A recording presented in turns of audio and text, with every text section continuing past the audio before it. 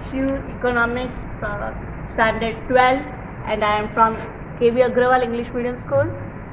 So as you know, we have learned about diagrams and graphs of the forward video. Now we will learn about the aspects to be considered while drawing a diagram. We know that diagrams and graphs we have to draw for the representations for the data which is given to us. So next we will learn how to choose and how to draw, how to take the diagram, and which method we have to go. Okay, so aspects to be considered while drawing a diagram or graph. First point is choice of type of diagram or graph and their presentation.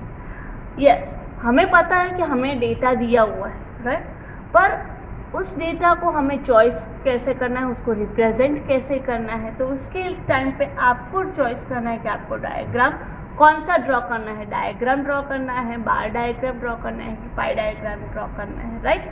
तो उस time पे आपके ऊपर dependent रहता है कि आपको वो पर्टिकुलर डेटा कैसे रिप्रेजेंट करना है। Second is clarity. Yes, clarity क्यों?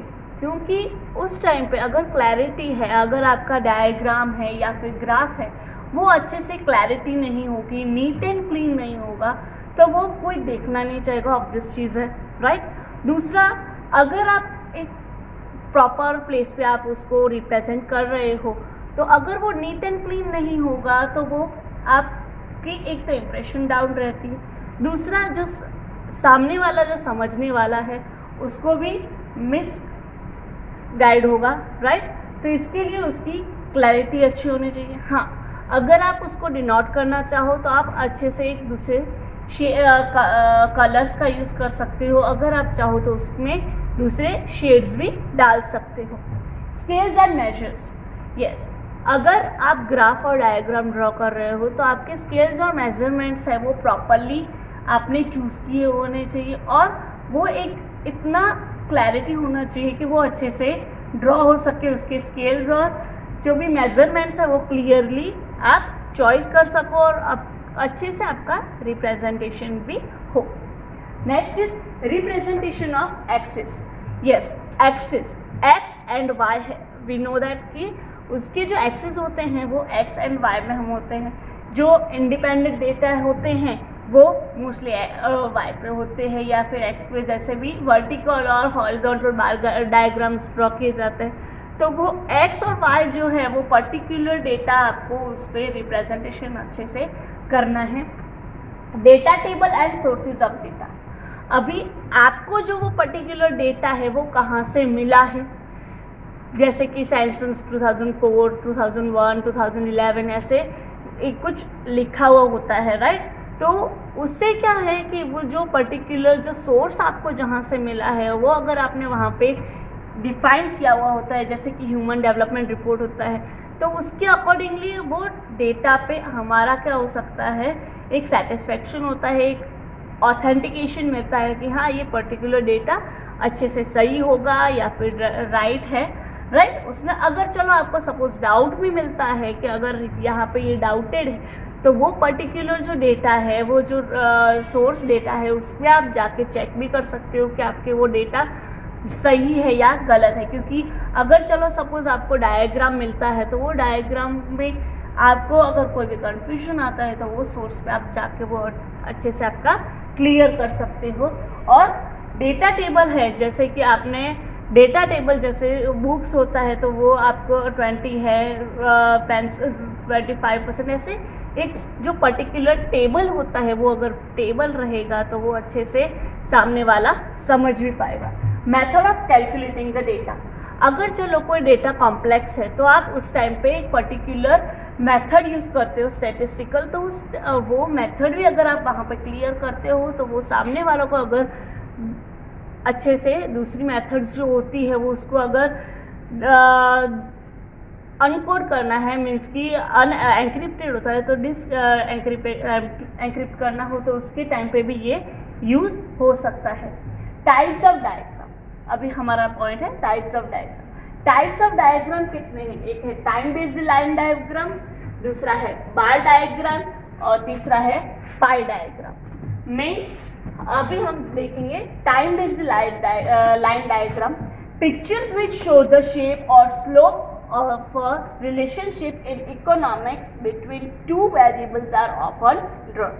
अगर दो वेरिएबल्स है उसके बीच में जो डिफरेंस है, जो शेप है, तो उसका जो वेरिएबल्स है तो उसको क्लैरिटी से दिखाने के लिए ये स्लोप मोस्टली यूज होता है, ये ग्राफ यूज होता है। एक्स एक्सिस आपको रिप्रेजेंट करते हैं इंडिपेंडेंट वेरिएबल, वाई एक्सिस आपको रिप्रेजेंट करते हैं डिपेंडेंट वेरिएबल। और उसके एग्जाम्पल्स क्या है, डिमांड कर्व और सप्लाई कर्व। नेक्स्ट हमारा है bar diagram and its types. हम बार डायग्राम पहले के स्टैंडर्ड्स में भी पढ़ चुके हैं और हमें पता भी है कि हमारा जो मैथमेटिक्स है उसमें हमने ग्राफ ड्रॉ करने सीखे हुए हैं, डायग्राम्स ड्रॉ करना सीखा हुआ। फिर भी वो बार डायग्राम है वो मोस्टली किसके लिए यूज होता है, तो it shows the distribution of the values of a variable in various components. जो बार डायग्राम है वो अलग अलग कंपोनेंट्स में कैसे डिवाइडेड होते हैं और उनको डिस्ट्रीब्यूशन होता है, मीन्स के डिस्ट्रीब्यूट किया हुआ होता है, तो आपको वो समझने के लिए क्लियर रहते हैं।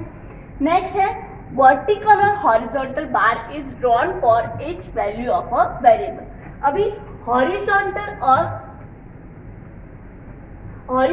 वर्टिकल बार डायग्राम है, तो उसके लिए हम सपोज ये ड्रॉ करें तो हमारा ये X axis, Y axis, right. तो हॉरिजॉन्टल के लिए हमारा डायग्राम्स होते हैं like this, right. But what is the vertical? Vertical में हमारे जो बार्स होते हैं वो कुछ इस तरह से होते हैं, जो हमारे वाई एक्सिस से ड्रॉ किए जाते हैं। और ऐसा जरूरी नहीं है कि हमारा असेंडिंग या डिसेंडिंग ऑर्डर में हो सकता है, वो कोई भी स्लोप में हो सकता है, क्योंकि अगर हम टाइम बेस्ड है तो 2010, 11, 12 ऐसे जा रहे हैं, तो ऐसा जरूरी तो है नहीं कि हम ईयर्स को चेंज कर सकें, राइट। तो हमारा जो ईयर्स होते हैं उसके अकॉर्डिंगली जो हमारा ग्रोथ सपोज हम डिफाइन कर रहे हैं, तो ग्रोथ बढ़ भी सकता है और लो भी हो सकता है। मेनली जो वर्टिकल है, वर्टिकल में हमारे डायग्राम्स कैसे होते हैं, मोस्टली वाई एक्सिस को बेस पे रखे हुए होते हैं और फिर एक्स में हमारे इंडिपेंडेंट वेरिएबल्स होते हैं। और हॉरिजॉन्टल होता है, sorry I have made mistake, for horizontal it is like this and vertical you have to draw with the particular x and y axis.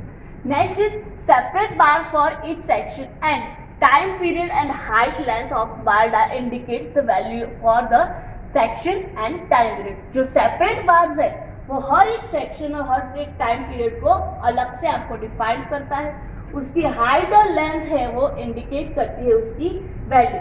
Suppose मैंने यहाँ पे 5, 10, 15 और 20 दिया है, तो ये इसकी दिखाता है कि इसकी हाइट कितनी है 20। और अगर चलो ये है तो इसकी हाइट कितनी है 9, इसकी कितनी है, तो ये ज्यादा होगा, इसके में भी इसका 8 सपोज हो सकता है, तो इसकी वैल्यू को हम जान सकते हैं।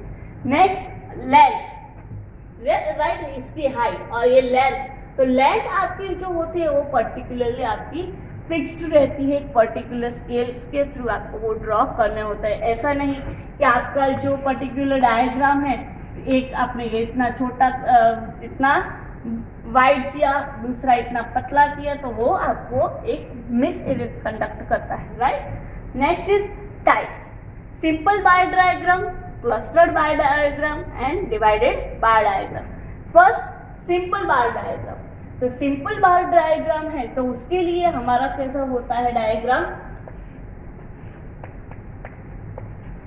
तो सिंपल बार डायग्राम है वो आपके पर्टिकुलर पोल्स है उसको ये ऐसे डिफाइन करते हैं। अभी क्लस्टर्ड बार डायग्राम, क्लस्टर्ड बार डायग्राम में आपके पोल्स इसके साथ आप साथ में कंबाइंड रखते हो। यस, यहाँ पे मेरे थोड़ा because I am drawing for my hand, so it can be thin or fat or broad. Okay, and next is divided bar diagram. Divided bar diagram में क्या होता है, आपकी जो भी particular data है तो वो एक ही बार में पूरा डिफाइन किया हुआ होता है, राइट। और ऐसे में कि सिर्फ एक ही ड्रॉ करना है, आपकी जो पर्टिकुलर ईयर वाइज है तो वो ज्यादा बार्स भी हो सकती है, okay. Next is pi diagram. Pi diagram is division of a circle in degree represents a pie diagram. An entire circle is considered as universal size. अभी सपोज है जो पाई डायग्राम है वो आपका एक पर्टिकुलर सर्कल में ड्रॉ किया जाता है। So division of a circle in degrees represents a pie diagram. Suppose हमारे पास डेटा है, बुक्स है तो 20% है, पेंसिल्स 5% है, फिर नोटबुक्स है तो वो 35% है, सो ऑन। हमारा सपोज ये डेटा हमारे पास है तो अकॉर्डिंगली ये डेटा है उसको हम परसेंटेज में यहाँ पे डिफाइन नहीं कर सकते, और ये पूरा होता है वो एक 360 डिग्री में डिफाइन होता है। जैसे कि हमारे पास प्रोट्रैक्टर होता है, उसके थ्रू हमें ये डिग्रीज को इसमें डिफाइन करना होता है। एक पर्टिकुलर एक्सिस होता है और हमारा पॉइंट होता है, उसके थ्रू हमारे ये जो मेजरमेंट्स है वो पर्टिकुलरली हम इसमें डिफाइन करेंगे। Formula for obtaining proportional degree for a component data अभी है हमारे पास, ये परसेंटेज में है, राइट। बट अगर हमें डिग्री में कन्वर्ट करना है या फिर कोई भी डेटा हमारे पास है उसको हमें डिग्री में कन्वर्ट करना है तो उसके लिए क्या यूज होगा, तो इसके लिए हम सपोज ये ड्रॉ करेंगे, सॉरी,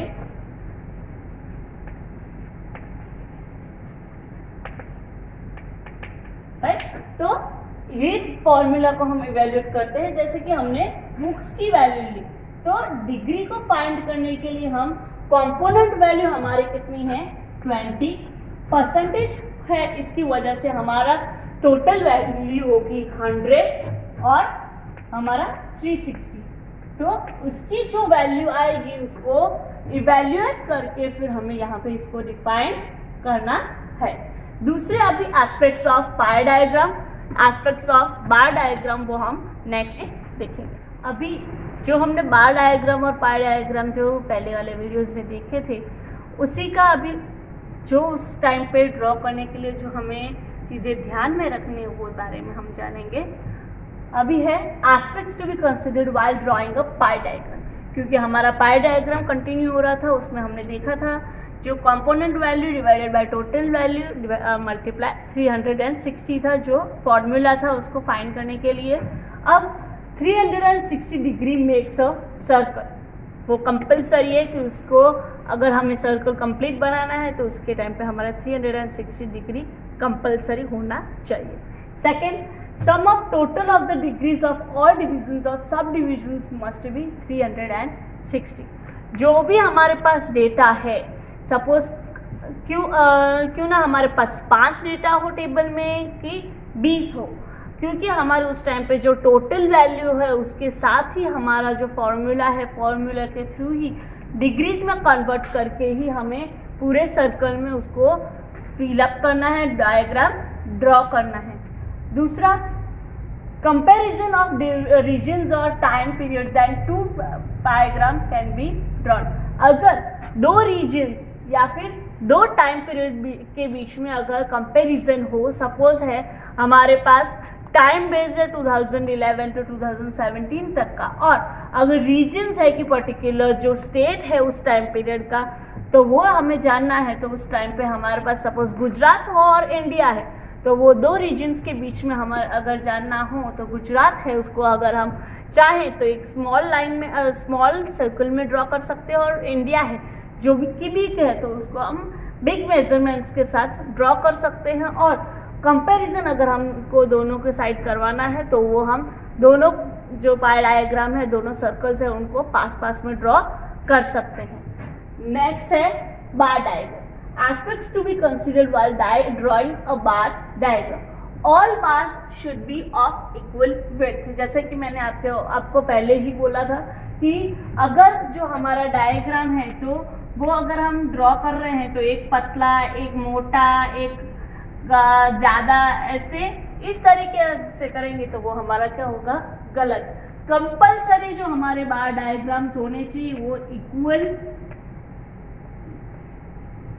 इक्वल विड्थ में ही होने चाहिए। और देखो अगर मैंने यहाँ पे ये जो नेक्स्ट है कि ये जो मेजरमेंट्स है उसके बीच में जो अगर हम जगह छोड़े वो अगर हमारा ज़्यादा होगी तो वो भी इक्वल हमारे ध्यान में रखा जाएगा कि वो भी हमारे लिए गलत होगा। इसके लिए हमारे कंपलसरी हमें जो बार डायग्राम्स है वो कंपलसरी इक्वल मेजरमेंट्स के साथ इक्वल जो जगह होती है, जो डिस्टेंस है वो हमें इक्वल रखना है। Length of the bars should be proportional to the value of the variable. जो वेरिएबल है उसके थ्रू जो, क्योंकि अगर हमारे पास ये जो डेटा है यहाँ पे जो हमारा डेटा डिफाइन होगा इंडिपेंडेंट वेरिएबल्स होंगे ऑब्वियसली, पर जो वैल्यू लेंथ है वो भी प्रोपोर्शनल, मतलब कि अगर 5 है, अगर आपका डेटा भी 15 है, सपोज एक x y z p q, तो 5 है, 10 है, 12 है और 13 है। तो अगर हम ये डायग्राम्स ये डेटा के साथ जाते हैं और हमारा जो डायग्राम है यहाँ पे हमने 5 लिया, 10, 15 और 20, राइट। तो 5 लिया है तो ऑब्वियसली हमारा जो भी डेटा होगा तो वो उसके प्रोपोर्शनली होना चाहिए, मीन्स कि उसके पर्टिकुलरली जो मेजरमेंट्स है उसके साथ ही जाना चाहिए। यहाँ पे 12 है तो ऑब्वियसली उसका जो आपका बार है वो परफेक्ट उसके साथ जो प्रोपोर्शनली जाना चाहिए। फिर है 10, अगेन देन 12 है तो ऑब्वियसली वो 10 और 15 के बीच में होगा, तो वो भी हमें ध्यान से ड्रॉ करना होता है। एंड देन 13, तो 12 से स्लाइड बड़ा, राइट। तो इस तरीके से अगर हम ड्रॉ करते हैं तो वो पर्टिकुलरली हमारा परफेक्टली जाना चाहिए। अगर हमारा जो भी डेटा है, सपोज यहाँ पे 5 है पर हमारा यहाँ पे दिख रहा हो 6 का या 7 का, तो वो हमारा डेटा क्या हो सकता है, हमारा जो भी पर्टिकुलर पिक्चर है वो सामने वाले को मिसगाइड करता है और हमें हमारा जो डेटा है वो भी वहाँ पे गलत रिप्रेजेंट होता है। नेक्स्ट है distance between bars should be equal and maintained and also between axis and first bar. तो अगर हमारा जो डिस्टेंस है, डिस्टेंस जो मैंने बोला आपको कि ये जो बार्स के बीच में जो डिस्टेंस होता है वो भी परफेक्टली इक्वल होना चाहिए। और इसमें भी दूसरी चीज, अगर हमारा जो ये फर्स्ट बार है उसके बीच वो और एक्सिस के बीच में भी हमारा जो भी डिस्टेंस होता है वो भी इक्वल होना चाहिए।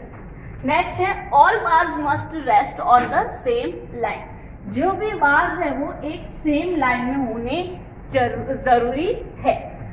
Fifth one, all vertical bars should be arranged from left to right. अगर हमारा जो वर्टिकल है तो उस टाइम पे भी हमारे जो बार्स होते हैं वो एक पर्टिकुलरली लेफ्ट टू राइट जाना चाहिए, क्योंकि ये लेफ्ट साइड और ये राइट, तो उसके प्रोपोर्शनली हमारे जो बार्स है वो भी परफेक्टली लेफ्ट टू राइट जाना चाहिए। और आपके ये क्वेश्चंस भी बहुत इंपॉर्टेंट है, so be prepared for that also.